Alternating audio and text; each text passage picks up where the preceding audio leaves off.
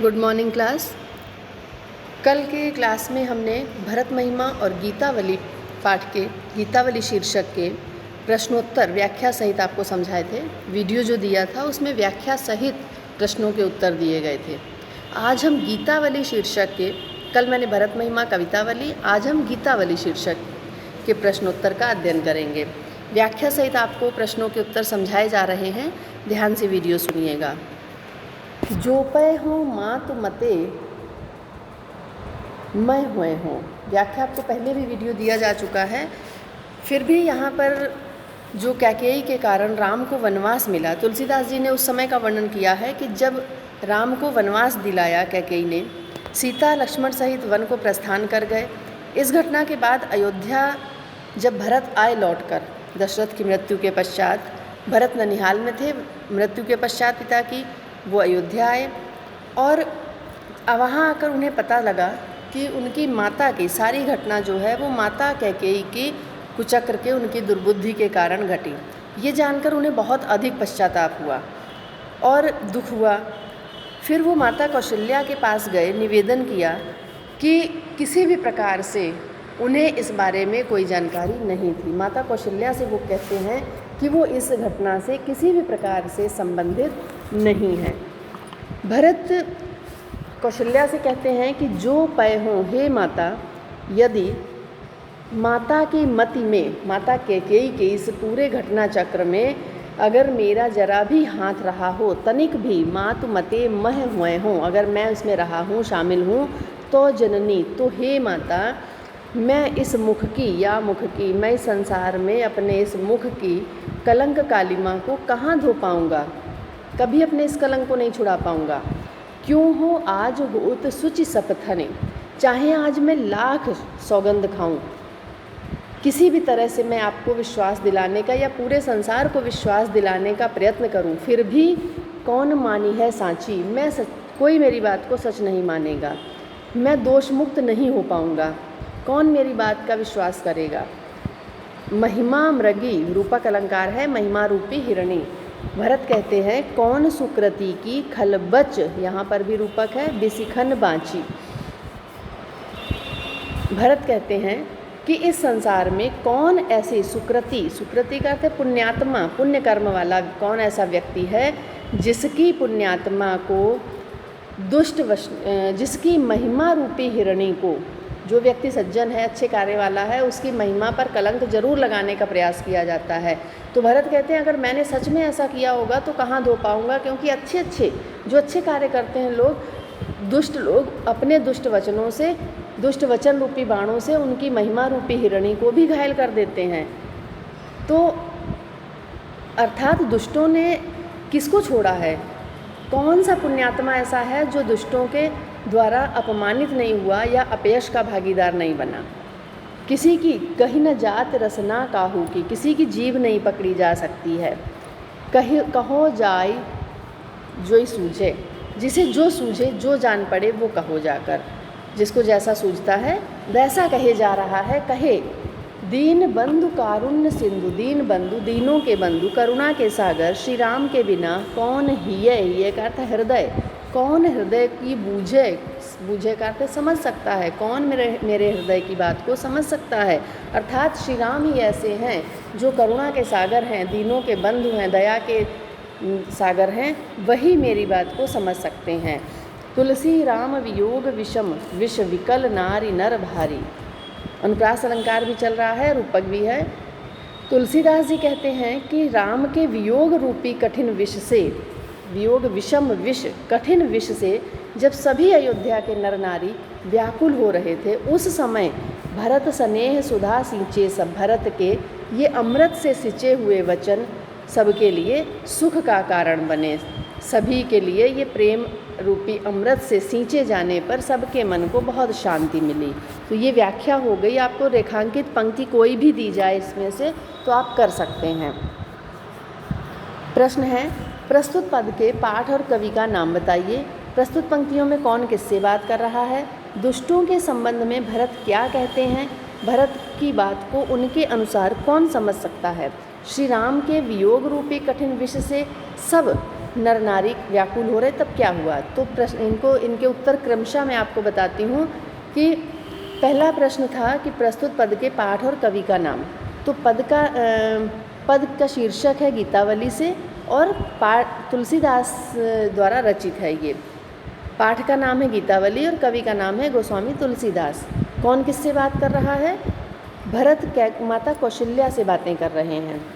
दुष्टों के संबंध में भरत क्या कहते हैं? दुष्टों के संबंध में भरत कहते हैं कि उन्होंने किस पुण्यात्मा को अपमानित करके अपयश का भागी नहीं बनाया। किसी की जीभ नहीं पकड़ी जा सकती, इसलिए जिसको जैसा सूझता है मेरे बारे में वैसा ही कहे जा रहा है। भरत की बात को सुनकर श्री राम के अनुसार भरत की बात को उनके अनुसार कौन समझ सकता है? भरत की बात को उनके अनुसार केवल करुणा के सागर श्री राम ही समझ सकते हैं। अगला और अंतिम प्रश्न इस पद्यांश का, श्री राम के वियोग रूपी कठिन विष से जब सभी नर नारी व्याकुल हो रहे थे तब क्या हुआ? श्री राम के वियोग रूपी कठिन विष से जब सभी नर नारी व्याकुल हो रहे थे तब भरत द्वारा प्रेम रूपी अमृत से सींचे जाने पर सभी को बड़ी शांति मिली। तो अगला पद्यांश हम देख लेते हैं। हृदय घाव मेरे पीर रघुवीरे। यहाँ पर उस समय का वर्णन है जब गोस्वामी तुलसीदास जी बताते हैं यहाँ पर कि जब लक्ष्मण को शक्ति बाण लगा था और उसके बाद संजीवनी बूटी पाकर जब वो होश में आए तो उनके मनोभावों का वर्णन, जब सभी लोग उनसे लक्ष्मण के बारे में उनसे उनका हालचाल पूछते हैं तो लक्ष्मण क्या कहते हैं? लक्ष्मण कहते हैं कि हृदय घाव मेरे पीर रघुवीरे, कि घाव अवश्य मेरे हृदय में हुआ है पर उसकी पीड़ा तो श्री राम के हृदय में है, श्री राम से पूछिए। पाए सजीवन जाग कहते हो प्रेम पुलक बिसराए शरीरे। संजीवनी पाकर जब संजीवनी बूटी हनुमान जी लेकर आए और लक्ष्मण को दी गई तो उसके बाद जब उनको सुदबुद, जब होश में आए तो सुदबुद भूल गए। क्या देखकर? चारों तरफ सबसे अधिक श्री राम को जब उन्होंने देखा, राम के प्रेम में पुलकित हुए, वो अपने शरीर की सुदबुद प्रेम पुलक बिसराए शरीर, शरीर की सुदबुद भुला देते हैं। वे कहते हैं मोहि कहा बूझत पुनि पुनि। मुझसे बार बार क्या पूछते हैं? पुनि पुनि पुनरुक्ति प्रकाश अलंकार है। पाठ अर्थ चर्चा की रे।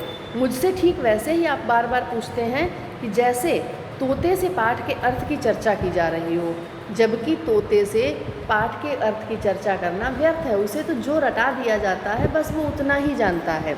वैसे ही श्री राम से पूछिए जो पूछना है। शोभा सुख छतिलाहु भूप कहें केवल कांति मोल हीरे। लक्ष्मण कहते हैं कि मेरे जो स्वामी हैं श्री राम, वही इस बात को बता सकते हैं, क्योंकि तोते का स्वामी ही पाठ के अर्थ को समझ सकता है। वो तो केवल तोते को पाठ रटा देता है। उसी प्रकार जब हीरा जिसके पास होता है, हीरे के बारे में, हीरे की शोभा, सुख, लाभ, हानि, क्षति का अर्थ है हानि, लाहु का अर्थ लाभ, ये सब उसकी चमक, सब कुछ कौन राजा की होती है। राजा को उसका सुख दुख सब होता है। हानि हीरे की केवल क्या है? हीरे की तो केवल अपनी चमक होती, कांति होती है। तुलसीदास जी कहते हैं कि सुमित्रा के पुत्र लक्ष्मण की सौमित्र वचन सुने। सौमित्र का अर्थ है सुमित्रा के पुत्र। लक्ष्मण की बात को सुनकर स्वयं धैर्य भी धैर्य न सकत धीरो धीरे, धैर्य भी धारण नहीं कर पाता। राम और लक्ष्मण का प्रेम तो इतना प्रगाढ़ है कि उसके लिए उपमा राम लखन की प्रीत की क्यों दीजिए खीरे नीरे। राम लक्ष्मण के प्रेम की उपमा दूध और पानी से भी नहीं दी जा सकती है, क्योंकि दूध में थोड़ा सा, दूध में चाहे जितना पानी मिला हो बहुत अच्छी तरह मिल जाता, दिखाई नहीं देता, पर ज़रा सा खट्टा पानी डाल देने से, नींबू रस की कुछ बूंदें डाल देने से ही दूध अलग हो जाता है और पानी अलग हो जाता है। तो वैसे ही और हंस भी दूध पानी को अलग कर देता है। इससे स्पष्ट होता है कि दूध पानी तो अलग हो सकते हैं, परंतु राम लक्ष्मण किसी भी हाल में अलग नहीं हो सकते, इसलिए उनके लिए कोई उपमा ही देना व्यर्थ है। इस पद्यांश के प्रश्नोत्तर देख लेते हैं। पाठ का शीर्षक और कवि का नाम।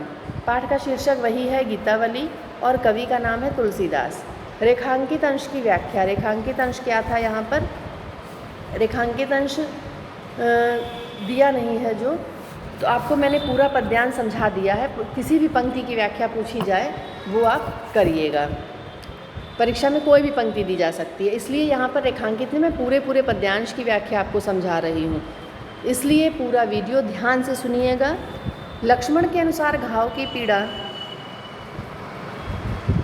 तीसरा प्रश्न, इन पंक्तियों में लक्ष्मण ने घाव और पीड़ा के संदर्भ में क्या कहा है? इन पंक्तियों में संजीवनी बूटी से होश में आए लक्ष्मण अपने आसपास खड़े लोगों से कहते हैं कि आप लोग मेरे कष्ट के बारे में क्या पूछ रहे हैं। वास्तविकता तो ये है कि मेरे हृदय में तो केवल घाव हुआ है, उसकी पीड़ा श्री राम के हृदय में है। लक्ष्मण के अनुसार घाव की पीड़ा को श्री राम ही समझ सकते हैं। किस प्रकार ऐसा है? लक्ष्मण के अनुसार जैसे तोते से पाठ के अर्थ की चर्चा करना व्यर्थ है, क्योंकि उसका अर्थ तो केवल उसके स्वामी को, मालिक को पता होता है, उसे तो केवल पाठ रटाया जाता है, वो उतना ही रटता है। वैसे ही लक्ष्मण कहते हैं मुझे ये पता है कि मेरे बाण लगा था, अब दर्द वो तो आप श्री राम से पूछिए, पीड़ा का हाल श्री राम से पूछिए। हीरे के संदर्भ में लक्ष्मण जी के कथन का उल्लेख कीजिए। हीरे के संदर्भ में लक्ष्मण जी कहते हैं कि हीरे की शोभा सुख, लाभ, हानि राजा को ही होती है, हीरे की तो अपनी केवल चमक होती है। खीरे नीरे में कौन सा समास है? खीरे नीरे में द्वंद्व समास है, दूध और पानी, खीर और नीर और जुड़ा है। ये उत्तर यहाँ पर दिए गए हैं, इनको आप ध्यान से पहले वीडियो सुनिए, देखिए, उसके बाद कॉपी में लिखिए। इसके बाद हम कल के वीडियो में दोहावली के पद्यांश आपको व्याख्या सहित देंगे, उसका प्रश्नोत्तर। धन्यवाद।